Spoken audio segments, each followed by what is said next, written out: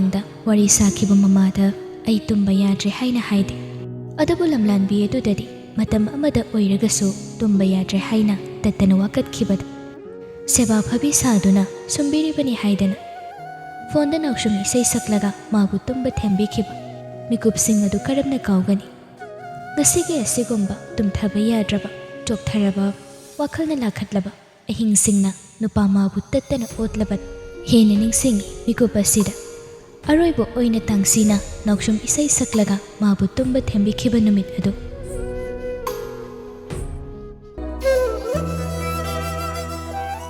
Flashback 2020 21st February Friday Wasmer City ꯑꯍꯤꯡꯒꯤ ꯄꯨꯡ 11 ꯈꯔ ꯍꯦꯜꯂꯦ ꯂꯥꯏꯔꯤꯛ ꯄꯥꯕ ꯂꯣꯏꯁꯤꯜꯂꯒ ꯇꯥꯡꯁꯤꯒ ꯐꯣꯟ ꯋꯥꯔꯤ ꯁꯥꯕꯗꯨ ꯇꯥꯡꯁꯤ ꯑꯁꯣꯝꯗꯒꯤ ꯍꯥꯏꯔꯛꯏ ꯑꯗꯨꯗꯤ ꯍꯌꯦꯡ ꯑꯦꯛꯖꯥꯝ ꯑꯃ ꯂꯣꯏꯔꯒ ꯌꯨꯝꯂꯣꯝꯗ ꯍꯜꯂꯗꯣꯏꯔꯣ ꯇꯦꯕꯜ ꯂꯦꯝꯗꯨ ꯐꯠ ꯃꯨꯊꯠꯇꯨꯅ ꯈꯨꯝꯃꯤ ꯀꯌꯥꯁꯨ ꯑꯦꯛꯖꯥꯝ ꯁꯦꯟꯇꯔꯗꯨ ꯌꯨꯝꯒ ꯑꯗꯨꯝ ꯅꯛꯅꯔꯕꯅꯤꯅ ꯍꯌꯦꯡ ꯑꯦꯛꯖꯥꯝ ꯆꯠꯄꯩꯁꯤꯗ ꯌꯨꯝꯗ ꯑꯗꯨꯝ ꯍꯥꯏꯊꯔꯒꯦ ꯑꯗꯨꯒ ꯑꯦꯛꯖꯥꯝ ꯂꯣꯏꯔꯒ ꯔꯦꯟꯇ ꯑꯣꯏꯅ ꯍꯜꯂꯛꯑꯒꯦ ꯂꯥꯏꯔꯤꯛ ꯌꯥꯝ ꯄꯥꯊꯣꯛꯑꯒ ꯂꯣꯏꯅ ꯂꯣꯏꯁꯤꯜꯂꯝꯃꯣ ꯅꯪ ꯑꯦꯛꯖꯥꯝꯗꯣ ꯅꯪꯅ ꯇꯣꯞ ꯑꯣꯏꯔꯛꯑꯒ ꯃꯨꯛꯅꯕ ꯑꯩ ꯄꯣꯠ ꯁꯦꯝꯃꯒ ꯂꯩꯔꯕꯅꯤ ꯀꯌꯥ ꯅꯣꯛꯏ ꯇꯥꯡꯁꯤ ꯋꯥꯗꯨ ꯃꯈꯥ ꯇꯥꯏ ꯇꯨꯝꯊꯣꯛꯀꯣ ꯑꯗꯨꯗꯤ ꯊꯦꯡꯉꯤ ꯍꯌꯦꯡ ꯑꯦꯛꯖꯥꯝꯅꯤꯅ ꯉꯟꯅ ꯍꯧꯒꯠꯅꯕ ꯉꯟꯅ ꯑꯗꯨꯝ ꯇꯨꯝꯊꯣꯛ ꯒꯨꯗ ꯅꯥꯏꯠ ꯕꯣꯏ ꯐ꯭ꯔꯦꯟ ꯀꯌꯥ ꯃꯤꯅꯣꯛ ꯑꯆꯧꯕ ꯑꯃ ꯂꯩꯇꯦꯡꯂꯒ ꯍꯥꯏꯔꯤ ꯃꯥꯁꯨ ꯍꯣꯏ ꯅꯪꯁꯨ ꯐꯖꯅ ꯇꯨꯝꯊꯣꯛꯀꯣ ꯒꯨꯗ ꯅꯥꯏꯠ ꯂꯚ ꯇꯥꯡꯁꯤ ꯒꯨꯗ ꯅꯥꯏꯠ ꯍꯥꯏꯅ ꯍꯟꯖꯤꯟ ꯍꯟꯖꯤꯟ 4-5 ꯍꯥꯏꯔꯒ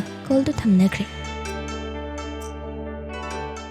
ꯀꯌꯥ ꯐꯣꯟꯗꯨ ꯅꯥꯀꯣꯡꯗꯒꯤ ꯊꯥꯡꯗꯣꯛꯂꯒ ꯁ꯭ꯀ꯭ꯔꯤꯟ ꯑꯗꯨꯗ ꯌꯦꯡꯉꯤ ꯅꯣꯛꯃꯤ ꯆꯤꯌꯔꯗꯒꯤ ꯍꯧꯒꯠꯂꯒ ꯐꯃꯨꯡ ꯆꯪꯂꯒ ꯍꯤꯞꯊꯩ ꯋꯥꯆꯞꯇ ꯃꯦꯁꯦꯖ ꯑꯃ ꯂꯥꯛꯂꯤꯕꯗꯨ ꯆꯪꯂꯒ ꯁꯠ ꯌꯦꯡꯉꯤ ꯇꯥꯡꯁꯤ ꯃꯃꯤꯠ ꯎꯏꯁꯤꯜꯂꯒ ꯇꯨꯝꯕꯒꯤ ꯃꯑꯣꯡꯗ ꯂꯩꯕꯒꯤ ꯐꯣꯇꯣ ꯑꯃ good night with love emoji 2 ꯍꯥꯞꯂꯒ ꯊꯥꯖꯤꯜꯂꯛꯏ ꯀꯌꯥꯁꯨ ꯀꯦꯃꯦꯔꯥ ꯁꯦꯠ ꯑꯣꯟ ꯇꯧꯔꯒ ꯈꯨꯕꯤ ꯊꯥꯡꯒꯠꯄ ꯐꯣꯇꯣ ꯑꯃ ꯅꯝꯃꯤ ꯑꯗꯨꯒ ꯀꯦꯞꯁꯟꯗ I love you ꯍꯥꯏꯅ 3 ꯏꯗꯨꯅ ꯁꯦꯟ ꯇꯧꯈꯤ ꯃꯦꯁꯦꯖꯇꯨ ꯊꯥꯕꯒ ꯁꯤꯟ ꯇꯧꯈ꯭ꯔꯦ ꯀꯌꯥ ꯅꯣꯛꯃꯤ ꯐꯣꯟꯗꯨ ꯅꯥꯀꯜꯗ ꯊꯝꯈꯤꯗꯨꯅ ꯇꯨꯝꯊꯕ ꯊꯦꯝꯃꯤ ꯃꯤꯅꯠ 15 ꯃꯨꯛꯇꯤ ꯃꯃꯤꯠ ꯎꯏꯁꯤꯜꯂꯒ ꯌꯥꯋꯣꯟꯗꯨꯅ ꯇꯨꯝꯊꯅꯕ ꯍꯣꯠꯅꯕꯅꯤ ꯑꯗꯨꯕꯨ ꯃꯁꯥꯗꯨ ꯏꯇꯥꯎ ꯇꯥꯎꯕꯒꯨꯝ ꯎꯏꯁꯤꯜꯂꯤꯕ ꯃꯃꯤꯠꯇꯨ ꯇꯨꯝꯊꯧ ꯍꯥꯏꯕ ꯌꯥꯗ꯭ꯔꯕꯗ ꯑꯃꯨꯛ ꯍꯧꯒꯠꯇꯨꯅ ꯐꯝꯃꯤ ꯑꯗꯨꯒ ꯑꯃꯨꯛ ꯍꯤꯞꯊꯩ ꯑꯗꯨꯕꯨ ꯎꯏꯁꯤꯜꯂꯤꯕ ꯃꯃꯤꯠꯇꯨ ꯇꯨꯝꯊꯧ ꯍꯥꯏꯕ ꯌꯥꯗ꯭ꯔꯕꯗ ꯀꯌꯥ ꯑꯃꯨꯛꯁꯨ ꯍꯧꯒꯠꯂꯒ ꯐꯝꯃꯤ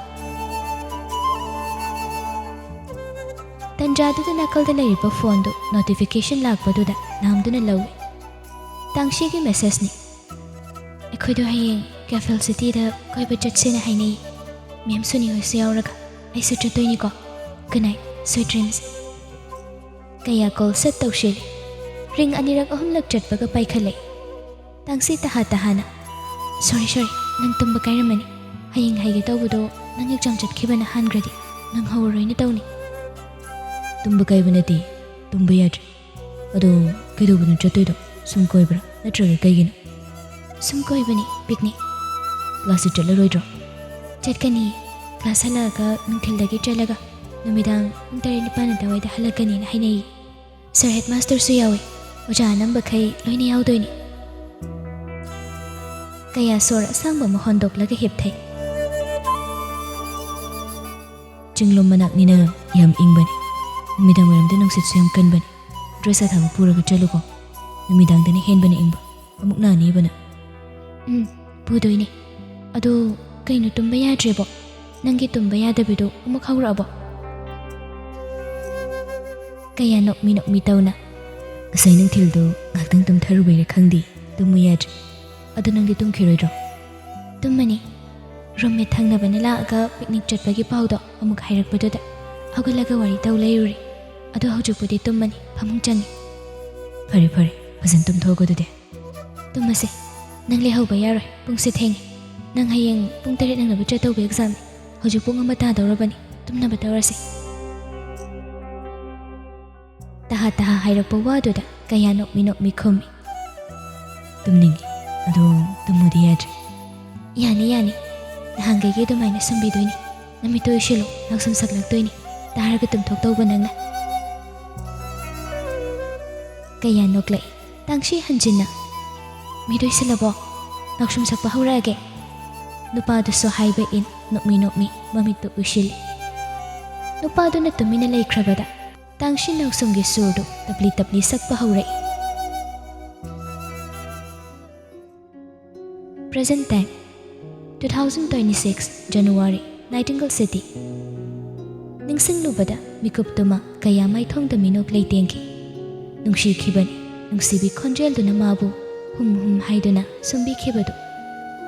Mikup asida sunillari Nachom da thawai sina pothapam khangdaba mikup asida nungsibi magi khonjelna nungsina tumlo haina sumkhiba magi nausum sakpidu.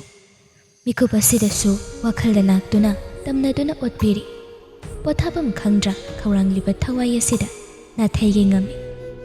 Nungsibi magi amakpa pomba. Oina dum khanjay nungsibi magi hanghawra mafam amagi ahangba ningsingduna. Ahingduma uirum tumtharuraga mit panglaklaga thongnawda yenglakpada mapandu imamamlami. Tangshi paklangda thekliba gharidu pung yengi nongalamdaigi pung 3 tagadawre. Masadu tapna yawali. Wakhalduda asum lakshinduna leirabada karam amambu wakhalduda ginanthokani khangde. Hotnadabadi nate adubu ngamde. Kangluraba mitluwadudagi pidu ihawraga mon mathaktuda taptai. Nathayduna hinglabasu ningsinglakpa mikupta akibagi pirangdi kokde. Hanjin wakhalda otpiba nata otlari. Achukpa ahingi tanja lauraga mikup asidasu solaba magi wakhalda ningsinglaga. Flashback 2020 22nd February Saturday Westmere City. Class halaklaga Kefil chatringai Tangshi magi roommate nganleibiga departmental store dagi chocolate syrup horen punanaba leiba lakbani. Apambadu phangde adubu anam kanbagi haunabi departmental store manga tarukta koicho chatlaga thi kona thangda phangi mana pamba Hershey's chocolate syrup to. Hostel gi ma'am Suni du su call tawshile matam du yasilaktrabana ani du su gari chindaba lambi asambi ama nganleibina hairaga hauraga scooty du kalap thaurai. Tangshi akoibadu yengna lambi amuk mangdana ko pangthauda thaurise. Nganleibasu khomi Google Map yauri bema lambi ahangbasida chatradi main road ta chatladine ngasaidagi jamda pan layerni. Amphawbudi lakdri layebudi khangba. Tangshi akoibadu yenglaga godown warehouse na anambu oiramali ko somse main road dagi yamna haithabasu nate adu ichik ini ko soida layriba misingse nungairamni bo nganleibisu nokmi haire se yengo niu lambi unlock tawrise aina ta amdradi lambi sa khangbe wa leitreni ha tak tamni kaino nang na tro do last class to yauda bida hello pot leido bo layena hairaga nangna thingna halakbage lakpasu thengi dena sa nangno hemba problem de nangno solution pi taba. Tangshi tumina leiruraga amuk haire nganleibe nang lambi sa khangdi khangi ko khara thuna bana la aga somne hena koirabra kanum tawi ko nganleibisu Google Map to yenglaga khumi yaudawre minute 3 da ngaire lane number 9 gi lambi yaudawba. Wari tawduna lakpana godown choba adomgi hajin phamadugi corner lambi aduda ahal nupi wakhwang konlap tawrabi ama hui yamaga chatlibadu ubada nungshina soli tangsi nganleibe nungsidra yengani ngalaibisu nokmi yam nungairamni ko wakhalgado pura ingamni santi sungbam kai na kau yani sai mafamse walking chatpa jogging tawba thik nungaini nongmulaksi ahal adubu yenglaga nokmi thaurai. Mata chana ahal laduna pairaga leiramba huidugi train duna thokduna chenki. Ahal nupi adubu taha huidubu kawi. Apiya hai ngai khuni he api haise. Makhwang akon baduga tanana bahone. Adubu khudi thichilaga upaga tusinki. Matawduda ani dusu minungsi chawri bani sadana. Scooty du sat khami aduga prapram tharaga ahal dugi manakta changsin haugat piduna haire. Auntie, sopro. Ahal nupi adusu taha huiduna chen khiba domda khudong bithillaga. Ai kaisu tawde bema ai gi api se chen madi yam tebani mina soidana phabi khrani amukta tan abiyuba. Matawduda ani do yengni ahal nupi adugi nungsi jaba hui oiramali. Mapi ira chena makhata. Aidi, huisiga kakta laijabani. Manam angkredi. Aidi. Wado hairaga ahal nupido. Makuru atat baduna nalaga suchut kablay. Mataududa anidusu nungaitana yengjay. Minung si Chaubi ngagtani ison-son ba ahal na dugi matawaduda tangshi haire. Andi, kapkanuo ay thirugi. Sida imanabi siya galayramu. Wado hairaga tangsi pamlambadagi haugat.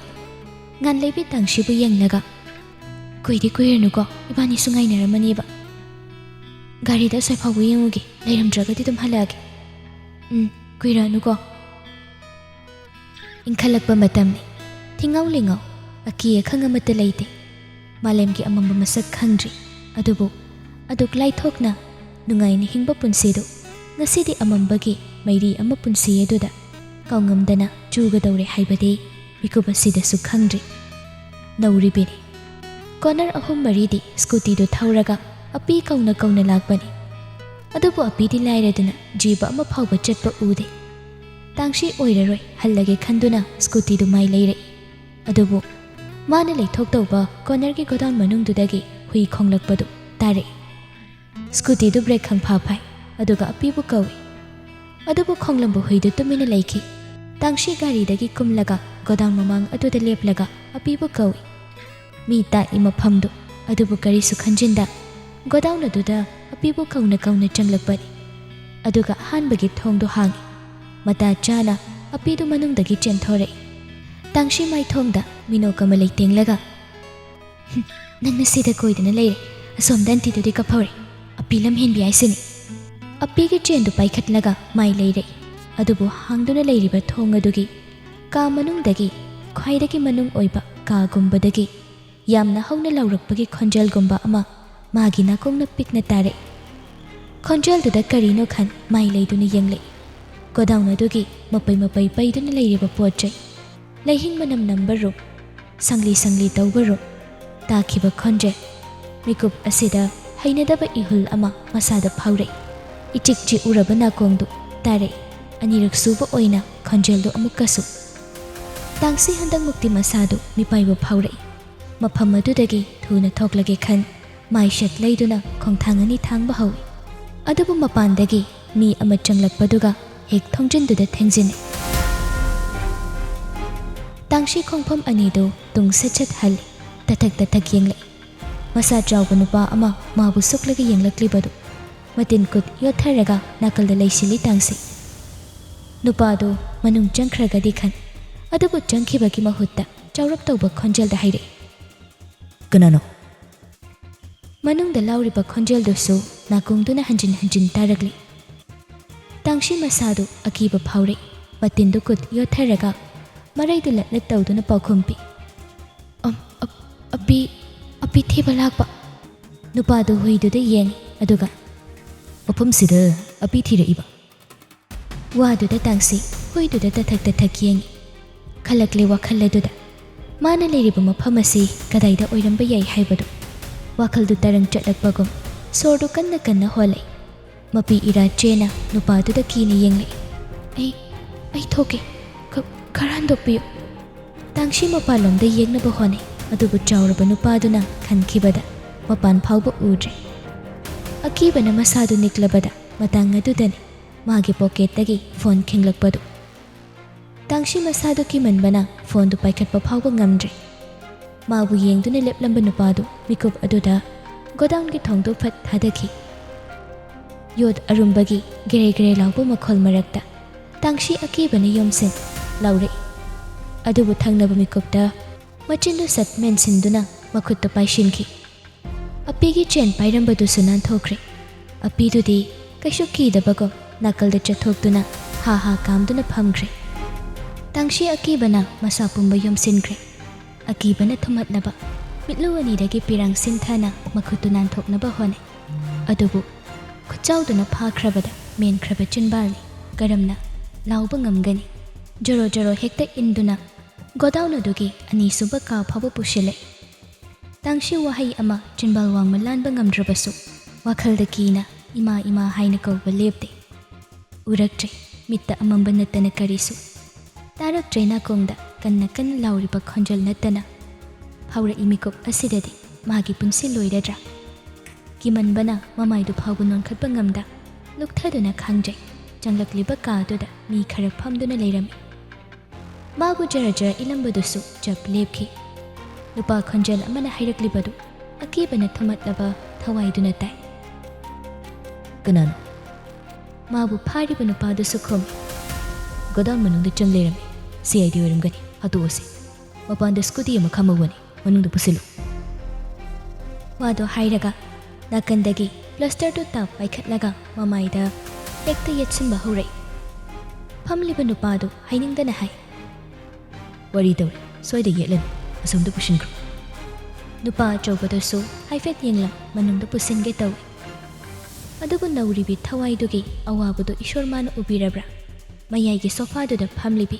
nupiduna sat haire ngaiko angangdu thadoko waduda mayamdu nupiduda yeng adubu tangshidi hairaklibadu kanano haiba uge phangdi wahaidugi matong manakongdu jeje kanna mensilai takhidri makha taba khonjal nupa atopa amana nang khangbo aduda hangan nupi macha sige pocket phone yauri ma hatpidi laiban aduga ma ama hatlubagi ꯑꯩꯈꯣꯏꯒꯤ ꯕꯦꯁ camp ꯀꯥꯏꯕ ꯊꯕꯛ ꯃꯊꯤ ꯐꯣꯡꯕꯗꯤ ꯈꯟꯊꯗꯕ ꯅꯣꯏꯒꯤ ꯀꯣꯛꯇꯨꯅ ꯇꯨꯡꯒꯤ phone ꯄꯤꯕ ꯍꯩꯒꯗꯧꯕ ꯅꯠꯇꯦ ꯋꯥꯗꯨ ꯃꯈꯥ ꯇꯥꯏ ꯅꯨꯄꯤꯗꯨ ꯑꯩꯈꯣꯏꯒꯤ ꯌꯦꯛꯅꯕꯅ ꯁꯨꯃꯥꯏꯅ ꯂꯥꯛꯀꯗꯧꯕ ꯅꯠꯇꯦ ꯌꯥꯝ ꯅꯧꯔꯤ ꯋꯥꯈꯜ ꯁꯦꯝꯕ ꯂꯥꯏꯅ ꯀꯤꯍꯜꯂꯒ ꯊꯥꯗꯣꯛꯈꯣ ꯑꯗꯨꯒ ꯅꯨꯃꯤꯠ ꯅꯤꯅꯤ ꯍꯨꯝꯅꯤꯗꯪ ꯂꯣꯟꯅ ꯃꯇꯨꯡ ꯏꯜꯂꯒ ꯁꯦꯟꯅꯧ ꯀꯅꯥꯅ ꯆꯞ ꯆꯥꯅ ꯈꯪꯒꯅꯤ ꯅꯨꯄꯥꯁꯤꯡꯗꯨꯗ ꯏꯪꯒꯤꯠ ꯑꯃ ꯇꯧꯏ ꯅꯨꯄꯥꯁꯤꯡ ꯃꯔꯛꯇꯒꯤ ꯑꯃꯅ ꯅꯧꯔꯤꯕꯤ ꯅꯤꯡꯊꯤꯅꯕꯨ ꯀꯧꯈꯤ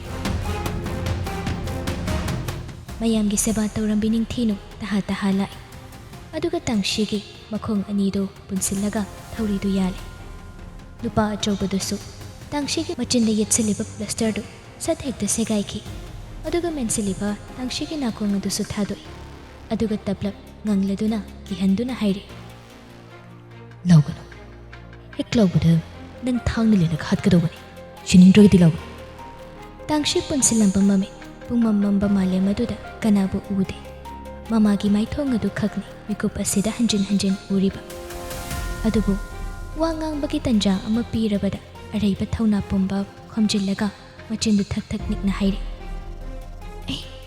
ai kemta lauri ai bu hatbi kan ai soikibat ai di sida chappa yadi haibasu khangde oi du thibal apani ai soikre ai bu hatu began ai tasing hi wado hairaga khonjal thokna kapthore nupa dudi tamthiba khonthokta haire hatlo adubu nang aigi wasimuna taw yagani hayo tangsi kapli badu phatleplaga aphinga phai kokto amurak nomlei nupa du wa makhatai mafam sida nang laklami haiba ningsingan najin thirak police ta tab nakong ani heksu halaba nang buina kari khot hat kyap kham asani yajo sibabu kanana pamgani aphinga phaina sat khomi nupidu ai kanamta da hairoi ai kanamta da haijaru nangina nakta huji nangbu hatni mami mayam henele adubu mafam asida asonba thawai hatbagi kanaba leite wado hairaga ningthinu da ingit tawi ningthinu pulliba tangshigi makhong makutu sat lawthoi nupa du tangshigi pambom do tap pairaga chinglaga ngasai ihan hana changlakhiba godown gi ka aduda puthoraklaga mamitu lawthokpire tangshi mamitu pina pungchot na ngangi ningthinu nupi macha aduda munna yeng adubu tangshiri kimanbana maruluk tharaga lei nupa du so wipes packet ama piraktuna haire mingsel sida yenglaga namai namitu loina taitho chumna thoko amukhana tung yenglamgan ngasi khakta natana punsigi oina yenglaga ai kaisi tangshi kibana nupaduna haiba makhai tawi mapishu taba lepte nupidu adubu mamai mamito wipes tuna nanthoklaga chumjangna lepi nupadu mang tharaga makhudu sign tawduna lao haiba kum hai thawaidu mikup sida phawba mihul sudri wakhal tadri miduna hairibaduni mana tawriba godam mamangdo hek yobaga nupadu khudumbi singlaga mukshu haire upam sida umukhana mai lesin de yengkan maduna nang ge phaboy gani lam helagadi nang Tangsi mapi taithokna makoktu nome. Nupa du mabu yengduna develop hairi. Pakat gano. Nang free oiraban. Till nang nuwa sebo phawba. Sort of fazana hondo. Kuina di legano. Chalo. Kimanbana langoi chaliba masadudi. Hairiba wadu gyan taba nate tangsi. Mikup asida mana khaliba haibabu. Mafam asidagi nanthokpa haibasin. Makut masadu thak nikna gariduda praprap kakhali. Aduga hana thinduna leiriba sodu pangleida lei. Kingli mikup kharagi mamangdagi poketa yawriba phone dusu. Adubu aduda nachungde. Hui thiba chatkibadu kuimalabada nganleibi phone do lokshilakpa lepde. Adubu paikhatpa kauba naidrabaduda ma oina pakhatpa phauriduna ahal nupi katu hundoklam tangsibu thirakpani. Mata chana tangsina godang mamangda garida kakhibadu uraktuna laure. Leplamba nupa adubu hathu manungda prabhab chankhi. Nganleibisu yokshinduna tangsigi nanganda kupakna tharaga chaire. Kai sonu kuchuno masaidagi phone su bai bai de aidi pakhatlure dena da. Tangsi masadudi akibana langoi chali. Adubu ngamjabi thana ai thongdu ataka fongnana minoka manoklaga. Huido somda thiba nate ada nahan khaiga manadaba mao nganglibu wangang aduda nganleibi tingak tangsida yengle. Mamit manado ingangang bagum su tawi adubu kari tawrabano haibagi oithokpa yaba maramdi nganleibigi kokta thokte. Tangsi maraidu latli chanaba tawrase. Wado hairaga garidu start tawba hawi. Nganleibi tangsibu munna yengba lepte. Adubu masu garidu karare. Tangsida wahang makhal hangi. Adubu khumdaba. Oidaba pakhum mayam amu pishilaga garidu speed kanna thaurakpada. Main road yawbagi lane 9 gi corner haigatpada khamduna leiramba gari macha amada thomjai. Nauriba wakhalni. Akibane henkibana wakhaldu ayokhiba. Hospital yawdringaidagi depressed chatkraba wakhaldu. Hospital dagi putharaklaba phawba. Adumak wakhaldu ayawna haithakhiban. Maya maraktagi lapthoktuna kanaga onsinnada hostel room da tumpak tasinduna ungduna leibana hainabi oirakhibani. Samkhibani mamisu numit adudagi noklagata leiba tangsidagi naitom taningbi tangsi oikhibani.